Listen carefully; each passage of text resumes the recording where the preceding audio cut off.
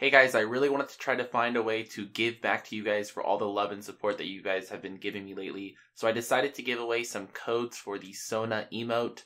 All you have to do in order to win one of these is make sure you are subscribed to the channel, drop a like on the video, and leave a comment. Thank you guys for joining, thank you guys for all the support, and let's get into the video. When you think of great League of Legends players, who comes to mind? Maybe you think of the NA superstars Bjergsen and Doublelift. Maybe you think of the players known for their historic moments and plays like Xpeke, Insec, or Madlife. Or maybe the only player that comes to mind is Faker, who is without a doubt the greatest player to ever play the game. But what exactly is it that makes these players so good? Is it the amount of titles they've won, the amount of years they've played for, their ability to carry their team time and time again? Is it a combination of these things? None of them, all of them. What's going on, Nasteey Nation? It's Nasteey, and in today's video, I'm going to be breaking down the question, what makes a great player?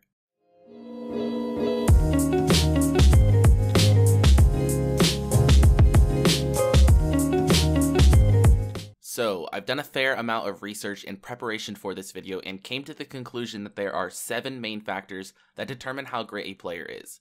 These factors are macro play, micro play, lane dominance, team fighting, adaptability, team play, and something I like to call the clutch factor. Of course, there are many other things that could all be seen as valuable assets that can weigh into a player's individual skill as well, but again, I've decided that the 7 factors previously mentioned are far more valuable. With that in mind, let's get into the first factor I mentioned, that is macro play. Macro play is an asset that revolves around decision making and shot calling.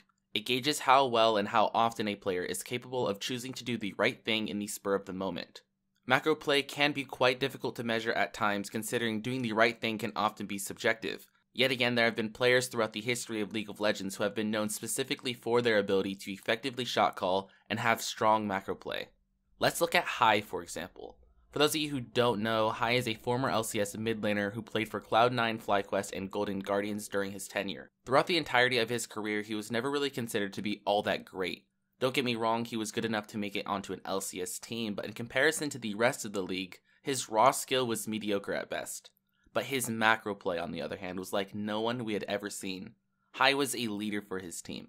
He didn't win games for his team by picking up 10 solo kills every game, he made his way to victory by outthinking and outsmarting his opponents. Hai's impact on the game was so impactful, as a matter of fact, that on 2 different occasions he swapped roles just so that he could still have a place on the team. The occasion that stands out the most to me specifically dates all the way back to Hai on his Cloud9 days. Cloud9 had just recently brought in a mid lane import by the name of Incarnation, who these days goes by Jensen. Jensen was clearly the better mid laner of the two and was quick to replace Hai, but without their shot caller in the mix, the team looked absolutely lost. Hai shortly rejoined the team as a jungler this time around, not because he was a great jungler or anything, but because the team desperately needed his leadership. Hai will go down in history as one of the best shot callers to ever play the game, and his leadership will forever be an example of how valuable an asset macro play can be. Micro play, on the other hand, is all about raw mechanical skill.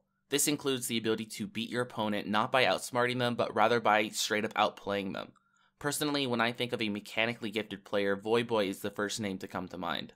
Voyboy is the pinnacle of a player with all skill and no brain. I mean no flame to the great boy wonder, but honestly speaking, this man plays with absolutely zero thought. It's almost as if he's playing on autopilot, with killing the enemy team as many times as humanly possible being the only setting. If you've ever at any point in time tuned into Voyboy's stream for even a brief period of time, then you already understand that I'm not exaggerating here. Voy's intention throughout any given game will never be to secure as many dragons as he can or get the highest vision score. The kid plays simply for the thrill of picking up kills and will stop at nothing to do exactly that. So you may be asking yourself, how can somebody play so thoughtlessly and still be considered such a great player? As much as I may talk down upon Voy's playstyle, what he does works. Voyboy is a former LCS pro player who still manages to consistently float in between Masters and Challenger. Voyboy is far from the perfect player, but his microplay and mechanical skill alone still ranks among the best of the best.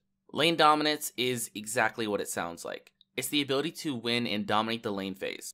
Some statistics that come into play when talking about lane dominance include CS differential at 10 minutes, gold differential at 10 minutes, first tower, and first blood. CS differential measures the difference between a player and their lane opponent's CS, gold differential does the same but with gold, and first tower and first blood measure how often a player is able to pick up the first tower in the first kill of the game. All of these factors, among others, all feed into what makes a lane dominant player. If you followed LCS at all, then chances are you've heard of the ADC player for Cloud9 known as Sneaky. And if you've heard of Sneaky, maybe you've heard of the Sneaky in lane meme that still haunts him to this day. Sneaky has been a staple piece and the face of the franchise for Cloud9 over the past few years. He is a fan favorite and overall viewed as one of the better ADCs in the league. But for one reason or another, Sneaky has never been able to overcome one of his biggest flaws as a player, and that is the lane phase. Despite being considered one of the best, Sneaky has consistently struggled in the early stages of the game, and has below average statistics when it comes to CS differential, gold differential, first blood, and first tower in comparison to the rest of the league's ADCs. Sneaky makes up for this lackluster lane phase in other ways, but he will never live up to his full expectations as long as this burden rests on his shoulders. I'd assume most all of you already know what teamfighting is, so I won't spend too much time going into detail on it. But what is it that makes a player a great teamfighter? Some things to take into account when evaluating a player's ability to teamfight would be positioning, target focus, overall damage output, and DPS among other things. For this metric, I want to talk about two players actually, and those players are Wild Turtle and Cody Sun. Turtle came into the pro scene all the way back in Season 3 playing ADC for TSM.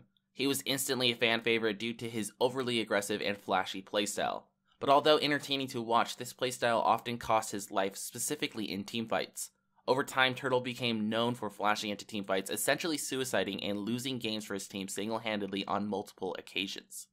Luckily, in more recent years, he has fixed this poor decision-making and positioning in teamfights, allowing him to be much more efficient and overall a stronger player.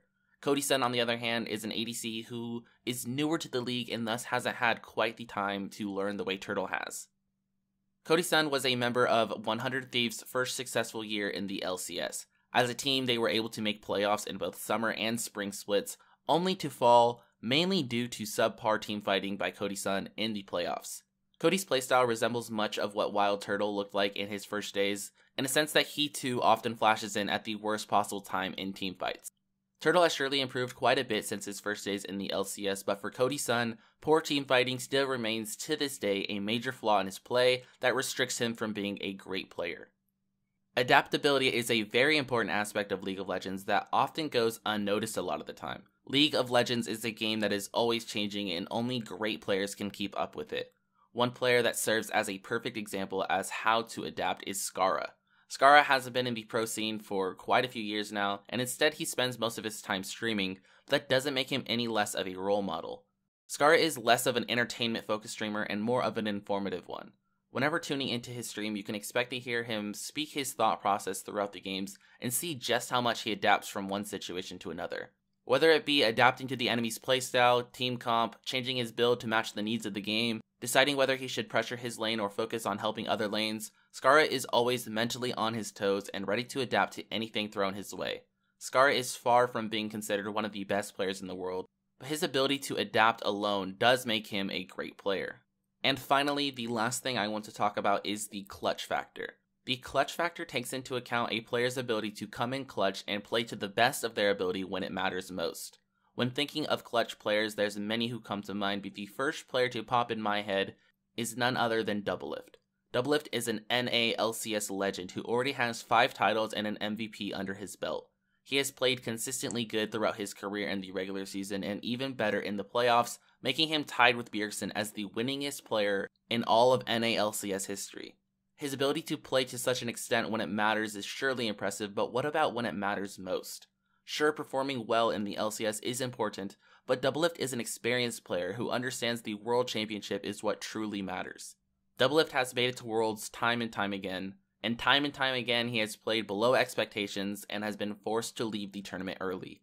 Doublelift has proven himself to be one of the all-time best and has played well under high-pressure circumstances, but until he can prove himself on the world stage, he will never have that clutch factor that takes him to the next level. Well, ladies and gentlemen, that should just about wrap things up. This was one of the more fun yet difficult videos I have ever made. So if you did enjoy this video, be sure to let me know down in the comment section below, leave a like, and subscribe to the channel. Also, be sure to check out my merch. We have it in all different colors, shapes, sizes, t-shirts, hoodies, and so many more variations. All merch is 15% off for a limited time. Also, be sure to check out my Twitter, Discord, and Patreon. Links to all of them will be down in the description. Anyways, thank you guys so much for watching, and I'll see you guys next time. Peace.